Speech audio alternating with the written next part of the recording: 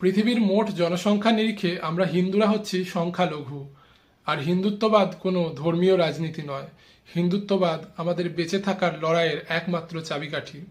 ভারত হচ্ছে আমাদের একমাত্র ঠিকানা, আর হিন্দুত্ববাদ হচ্ছে আমাদের প্রতিবাদের ভাষা। আর এই প্রতিবাদের একমাত্র মন্ত্র হচ্ছে জয় শ্রীরাম। হ্যাঁ, ঠিকই শুনেছেন, জয় শ্রীরাম এখন আর কোনো নির্দিষ্ট রাজনৈতিক দলের স্লোগান নয়। পূর্ব পাকিস্তানের অত্যাচারিত নিপীড়িত হিন্দুদের মুখের ভাষা এখন জয় শ্রীরাম। ভিডিওটি ভালো করে দেখুন।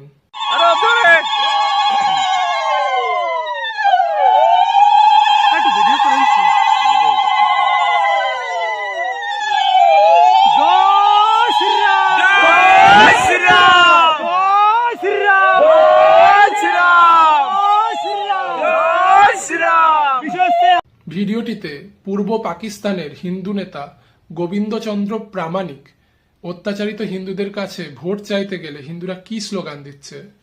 জয় শ্রীরাম, তাই না?